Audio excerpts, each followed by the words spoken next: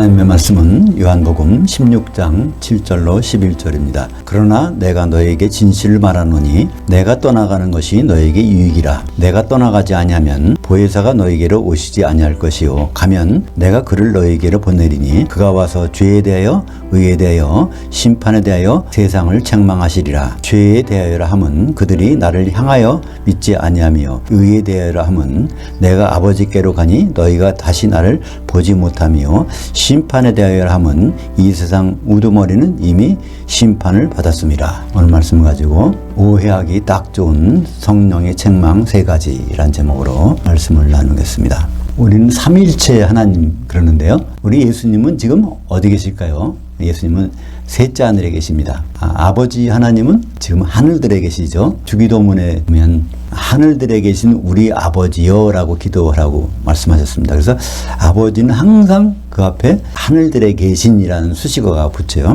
그렇다면 성령님은 어디 계실까요? 요한복음 14장 17절에 그는 진리의 영이라 세상은 능히 그를 받지 못하나니 이는 그를 보지도 못하고 알지도 못함이라. 그러나 너희는 그를 아나니 그는 너희와 함께 거하시며 또 너희 가운데에 계시겠습니다. 예수님 승천하시면 성령님을 보내주실 텐데 승천하시 전까지는 성령님이 제자들과 같이 있었어요. 왜냐하면 예수님이 30세 때 성령이 임해가지고 제자와 같이 있었으니까. 그동안은 사도들과 함께 있었지만은 내가 이제 그 셋째 하늘 가게 되면은 그분이 너희 가운데 임하실 것이라. 그러니까 너희라는 것은 여기서 사도지만 사도들 반석 위에 세워진 교회를 말하는 것이죠. 고린도전서 3장 16절에도 너희가 하나님의 성전인 것과 하나님의 성령이 너희 안에 계시는 것을 알지 못하느냐. 근데 많은 분들은요 이 말씀을 가지고 내가 성령 받았으니까 내 안에 성령이 계시지 이렇게 말하는데요. 성령은 개인에게 있지 않습니다. 교회 가운데 계시죠. 너희 복수입니다. 그죠? 그래서 오늘 말씀 중에 책망한다는 말씀이 나오는데요. 8절에 그가 와서 죄에 대하여 의에 대하여 심판에 대하여 세상을 책망하시리라. 그래서 이 세상이 누구냐는 겁니다. 성령이 책망하시는 세상. 그럼 이 세상이 아니죠. 세상은 성령을 보지도 못하고 알지도 못한다 말씀하셨기 때문에 여기서 세상은 세상에 있는 성도들을 가리키는 것입니다. 세상에 있는 기독교인들을 책망해 주시겠다는 것입니다. 성경에서 책망한다고 하는 말은 엘렌코라는 헬라어인데요. 그것은 폭로한다, 드러낸다는 뜻입니다. 이 책망한다는 단어는 누구를 혼낸다 그런 의미가 아니라 바른 길로 이렇게 안내해 준다는 그런 말이 있는 것입니다. 그럼 첫째, 죄에 대하여라면 무엇일까요? 죄에 대하여라면 그들이 나를 향하여 믿지 아니하며. 많은 분들은요 이 성령의 책망을 오해하는 것 중에 하나가 죄에 대하여라면 나를 믿지 아니하며, 그래서 예수 안 믿는 것이 죄인가 보다 이렇게 생각합니다. 근데 성경은 분명히 예수님이 말씀하셨어요. 나를 향하여 믿지 않는 것. 예수님은 계획이 있어서 행진하십니다. 레위기 23장에 보면 7절기가 있는데 6월절부터 행진하셔서 어디까지 갑니까? 장막절까지 가는 거예요. 근데 그것을 하나하나 따라가서 믿어야 되는데 그냥 6월절 십자가에서만 시선을 고정시켜 놓고 믿는 건 그게 죄라는 겁니다. 예수님을 향하여 믿어야 되는데 예수님을 향하여 믿지 아니하고 예수님을 그냥 고정시켜 놓고 믿는 거, 그게 죄라는 거예요. 죄라는 정의가 무엇일까요? 헬라어로 하마르티아라고 하는데요. 마르티아는 관역, 명중했다는 거고요. 하는 그것이 아니라는 겁니다. 그러니까 하나님이 생각하는 관역에서 빗나가는 건 다 죄입니다. 그러니까 모든 사람들은 죄를 질 수밖에 없어요. 그러니까 하나님의 생각을 잘 모르니까 그렇습니다. 그러니까 하나님의 관역은 무엇일까요? 에베소서 5장 31절과 32절. 그러므로 남자가 부모를 떠나 그의 아내 앞에서 그 둘이 한 육체가 될지니 이 비밀이 크도다. 나는 그리스도에 대하여 교회에 대하여 말하노라. 그러니까 그리스도가 어떤 분이 될지, 교회가 어떤 모습이 될지 이것의 궁극적인 모습을 아는 거. 이게 하나님의 비밀인데 궁극적인 모습은 한 육체가 되는 거. 그러니까 혼인하는 것이 하나님의 관역이고 하나님의 목표입니다. 하나님의 혼인 계획에 맞지 않는 거는요 모두가 다 죄가 되는 것입니다. 그러니까 우리가 교회 생활하면서 사실 죄를 얼마나 많이 지는지 몰라요. 우리의 그전의 과거의 죄들은 다 해결받았어요. 예수님이 십자가에서 피를 흘려줘서. 근데 수시로 우리는 죄를 져. 하나님의 관역에서 벗어나니까. 우리는 그래서 일주일 후에 이 자리에 와서도 우리는 죄를 돌이킬 수밖에 없는 것입니다. 하나님을 관역으로 삼지 않고 세상을 관역으로 삼은 시간들이 너무나 많기 때문에 그렇습니다. 그러니까 성령이 말씀하시는 죄라는 것은 예수님을 향하여 믿지 아니하고 예수님을 그냥 믿는 것입니다. 고정되게 믿는 것. 이스라엘의 7절기가 예수님의 일정이라는 것은 골로새서 2장 16절 17절이 나오죠. 절기는 그림자요 실체는 예수 그리스도의 것이니라. 그래서 예수님께서 하시는 모든 일들이 그림자로 나타나는 것이 절기로 표시되고 있는 것입니다. 그러니까 예수님을 향하여 믿는 자는 요한계시록에서는 다른 말로 표현하고 있어요. 그래서 이기는 자라고 말씀하고 있습니다. 우리는 그냥 이기는 자라는 표현이 승리자인가? 챔피언인가? 뭐 이런 거로 생각할 수 있는데요. 성경에서 이기는 자로 우리말로 번역된 뜻은 그게 아닙니다. 이기는 자는 끝까지 예수님의 일들을 주목해 보는 자가 예수님 판단하시기에 이기는 자라는 것입니다. 요한계시록 2장 26절 이기는 자 곧 끝까지 내 일들을 주목하는 자에게는 만국을 다스리는 권세를 주리니. 그러니까 천년왕국에서 예수님과 더불어 왕노릇 하게 된다는 것이죠. 그러니까 이기는 자는 결국 어디까지 가야 되죠? 어린 양의 혼인까지 가야 그게 예수님의 마지막 할 일이니까 거기까지 가야 되니까 혼인 만찬에 들어가려면 뭐가 필요하죠? 마태복음 22장 4절에 보면 혼인 오찬이 나옵니다. 그리고 그 끝에 가면 혼인 만찬에 참여하려면 예복을 입어야 되는데 그리스도의 예복을 입는 것 그것이 필요하다는 것을 알게 됩니다. 그리스도의 예복이라는 것은 갈라디아서 3장 27절에 보면 성령으로 세례를 받은 자는 그리스도로 옷 입었느니라. 그러니까 예수님의 예복을 입는 것은 다른 방법이 없어요. 성령 세례에 잠겨 있는 것이 그것이 바로 그 상태로 유지되는 것이 예복을 입고 혼인 만찬까지 들어갈 수 있는 것입니다. 그래서 마태복음 9장 15절에는요. 예수님이 그 말씀하셨어요. 신부실에 있는 아들들이 신랑과 함께 있을 동안에는 슬퍼할 수 있냐? 그러나 신랑을 빼앗길 날들이 이르니 그때는 금식할 것이니라. 그래서 예수님이 앞으로 신랑을 오시는데 거기에서 아들들, 하나님의 아들들이 누굴까요? 우리 이제 성도들이죠. 그 자리까지 가서 신랑을 빼앗길 자라가 있는데 그것은 금식하게 된다는 것입니다. 마태복음 25장 10절에는 기름을 준비한 자만 혼인만찬에 들어간 것을 우리에게 보여주고 있습니다. 그렇다면 의에 대하여 책망하신다고 하는 것은 무엇일까요? 의에 대하여 하면 내가 아버지께로 가니 너희가 다시 나를 보지 못하며 그냥 이걸 읽어보면요. 이게 무슨 말인지 잘 이해가 안 가요. 그죠? 의에 대하여 그것이 예수님이 아버지께 간다고 하니까 이게 무슨 말일까? 예수님 죄가 없어서 아버지께 가나? 이렇게 생각할 수 있습니다. 많은 분들이 그렇게 설교하세요. 예수님 죄가 없어서 아버지께 갔으니까 그게 의롭다는 증표라고 하는데 근데 의라는 헬라어 디카이오시는요. 죄의 반대어입니다. 의가 잘 뭔지 모를 것 같으면은 죄라는 걸 생각해 보면 돼요. 죄가 뭐라고 했죠? 관역을 이탈하는 거예요. 그죠? 관역을 이탈하는 게 죄인데요. 그렇다면 의는 뭘까요? 관역대로 바로 가는 겁니다. 의라는 것은 관역을 따라서 탈선하지 않고 바로 가는 것이 의입니다. 그래서 요한일서 5장 17절에 모든 불의가 죄로 돼. 그러니까 죄는 한마디로 모든 불의, 의가 아닌 것은 다 죄라는 거예요. 하나님의 정해준 길로 안 가면 다 죄이고 그게 바로 불의라는 겁니다. 그러니까 예수님은요, 왜 아버지로 갔나요? 왜 승천하셨나요? 그게 그분의 가실 길이니까. 다른 길로 가면 안 돼요. 그게 가실 길이니까 승천하신 것입니다. 창세기 3장 15절에 여인의 후손이 여인의 씨가 와서 뱀의 머리를 상하게 한다는 것 있죠. 그것도 바로 예수님이 십자가에 달리신 이유가 그거잖아요. 십자가에서 죽으시고 부활하심으로 사망 권세를 깨뜨리냐니까 그 길을 위해서 십자가에 달리셨고 창세기 3장 22절에 보면 이 아담이 선악을 아는 일에 우리 중 하나와 같이 되었으니 그러니까 선악을 안다는 것은 죽고 사는 것. 그 창세기 3장 22절에서는 정확히 뭘까요? 아담이 하와 때문에 죽었다가 그런 결국은 이제 살림을 받은 것. 이제 그러니까 그 피를 흘렸다가 그 피로 아내를 구하는 것 그런 것들이 나오죠. 그래서 하여튼 아버지 하나님의 계획한 길대로 가는 것이 의입니다. 그러니까 이 세상엔 의인이 없어요. 아버지 하나님의 계획을 모르기 때문에 의인이 있을 수가 없다는 말입니다. 그러니까 아버지 하나님이 설정하신 그 경로로 가는 그분은 누구밖에 없어요? 예수님밖에 없습니다. 마태복음 26장 24절에 인자는 자기에 대해서 기록된 대로 가거니와 이게 예수님이 의인이라는 뜻입니다. 기록된 대로 아버지께서 말씀하신 대로 예수님은 간다는 것을 십자가에 지기 전에 말씀하셨어요. 그래서 예수님이 행로는 다 죽으시고 부활하신 다음에 그 다음에 아버지께로 가서 거기서 할 일이 있다는 것입니다. 그러니까 예수님이 요한한테 오니까 요한이 물세례 주는 일을 주저하고 있어요. 그러니까 예수님이 뭐라고 하세요? 마태복음 3장 15절 보면 이제 허락하라 우리가 이와 같이 하여 모든 의의를 이루는 것이 합당하니라. 의의를 이룬다는 것이요 다른 거창한 것이 아닙니다. 예수님의 갈 길을 가게 하는 것 그게 의의를 이루는 거고 예수님이 갈 길을 가시는 것도 그게 의롭게 하시는 행동이십니다. 왜냐하면 요한복음 1장 33절에 그이가 나에게 말씀하실 때 성령이 내려서 누구 위에든지 머무는 것을 보거든 그가 곧 성령으로 세례를 베푸실 이인 줄을 알라 하셨거든. 오시기에 세상 사람들에게 이 예수님이 성령으로 앞으로 잠기게 하실 분이야. 이것을 알기 위해서는 세례 요한은 그분에게 물로 세례를 베풀고 그 순간에 성령이 이제 내리게 되는 것입니다. 많은 사람들이 이래요. 물세례 받으면은 성령세가 따라오니까 성령세를 받기 위해서 먼저 물세례를 받아야 된다. 그러니까 그렇게 해서 그 모범을 보이시니까 예수님도 성령 받기 위해서 물세례 받았지 않느냐 이렇게 설명하는데요. 이건 얼토당토한 말입니다.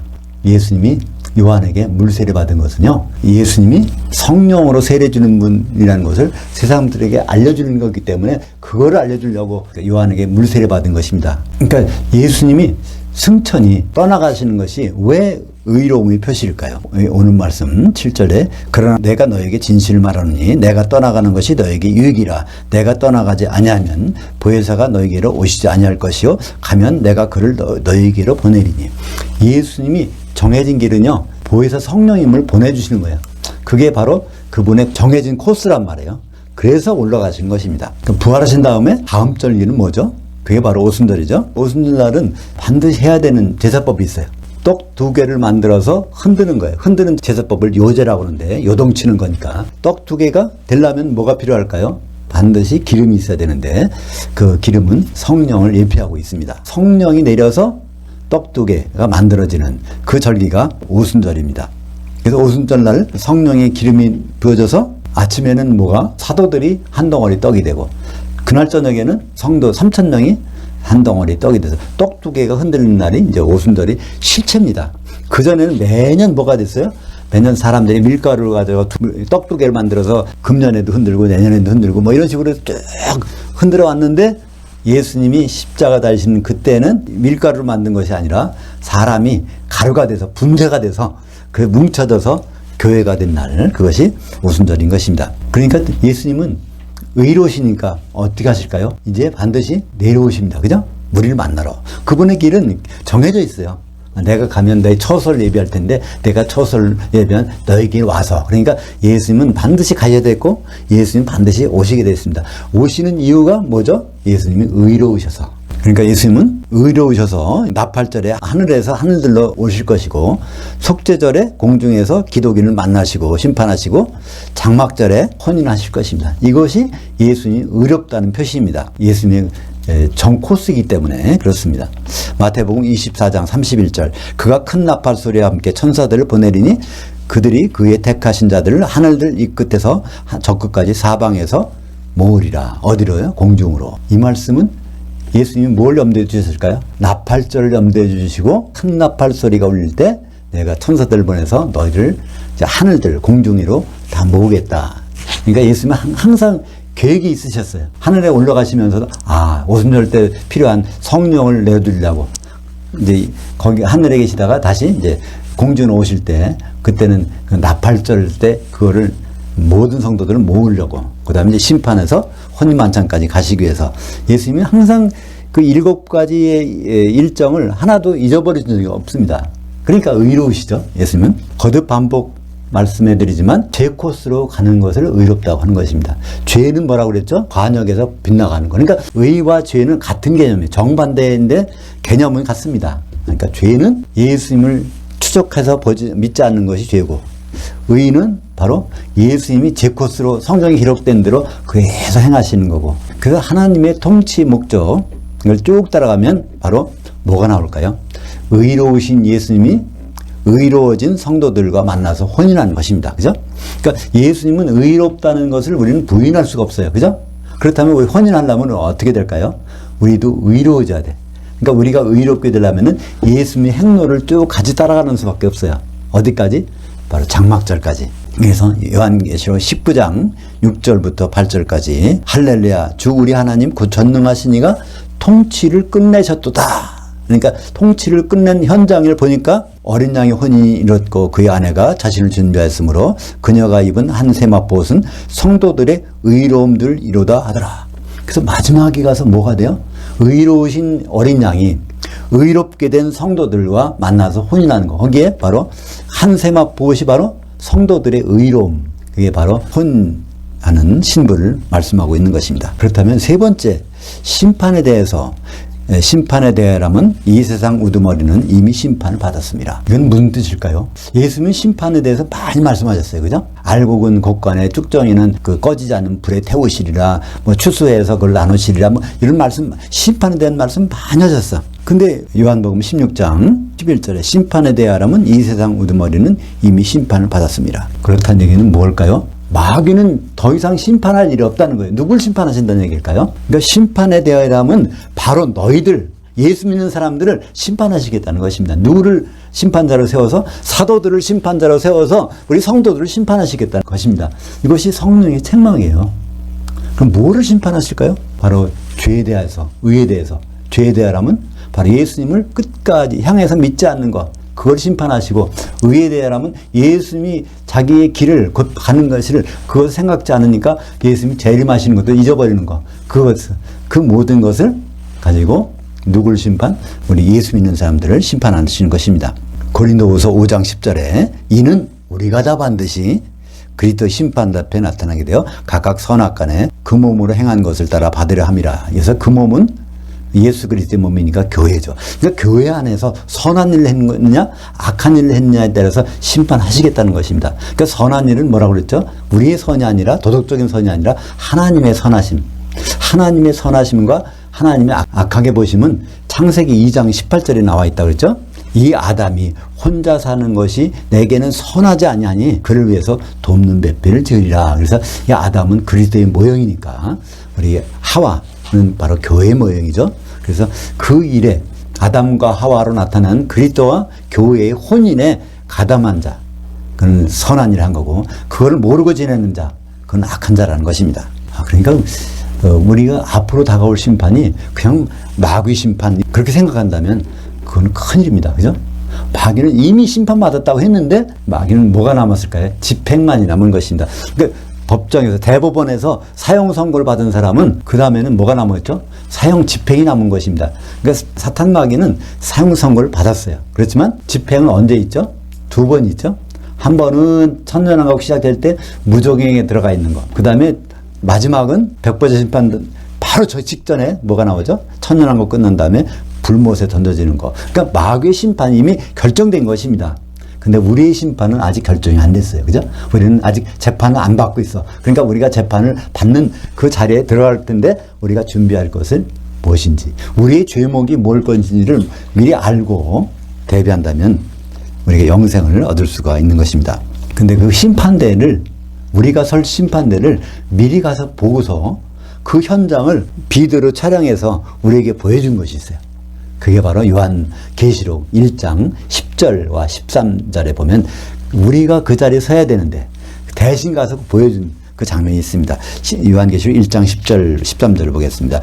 내가 영으로 주의 날에 있게 돼서 내 뒤에서 나는 나팔소리 같은 큰 음성, 이게 언제라는 거죠? 나팔절에 여기 있었다는 얘기입니다. 그 촛대들 한가운데 인자 같은 이가 발에 끌리는 옷을 입고, 그래서 그 촛대들은 7교회, 그러니까 세상의 모든 교회가 공중으로 올라가서 주님을 에워싸고 있는 장면을 사도 요한은 영으로 가서 본 것인데, 그 자리가 무슨 자리예요? 발에 끌리는 옷, 제사장, 그러니까 심판관이 거기서 있고, 인자로 보이니까 인자는 뭐라고요? 요한복음 5장 27절에 인자됨으로 말미암아 하나님이 아버지께서 심판하는 권세를 주셨느냐. 그래서 그 현장, 심판의 현장이 바로 이 자리인 것입니다. 그것을 오늘 요한복음 16장 11절에서 예수님은 심판에 대하여라면 이 세상 우두머리는 이미 심판을 받았습니다 하면서 이제는 너희가 심판받을 차례야, 그런 뜻이죠. 바로 교회가 공중으로 올라가 되면 그 자리가 신부실, 신부대기실입니다. 성경에 딱 한 번 나오는 신부실, 신부대기실, 이것은 님프혼이라고 그래요. 님프혼은요, 신부 될 사람들이 신랑과 함께 모여있는 자리예요. 마태복음 9장 15절, 신부실에 있는 아들들, 하나님의 아들들은 왜 어떻게 됐을까요? 예수님 맏아들로 부활하셨으니까 예수 믿는 사람들은 다 아들들, 성도들은 아들들이 된 것입니다.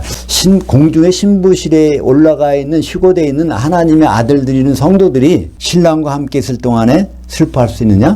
그러나 신랑을 빼앗길 날이 이르니 그때는 금식할 것이니라. 그러니까 신랑과 헤어져서 1000년 동안 지옥에 가서 금식하는 것이죠. 그렇다면 그날 신부실에서 혼인 만찬까지 들어가기 위해서는 뭐가 필요할까요? 바로 예복이 필요합니다. 마태복음 22장 13절에 그 왕이 사환들에게 말하되 그 예복 안 입은 자를 손발 묶고 바깥 어두운 데 지옥에 내던지라. 거기서 슬피 울며 이를 갈게 되리라. 그러니까 신부시리까지는 갔다가 거기서 내던져져서 지옥에서 이를 갈게 되는 장면을 우리에게 누가?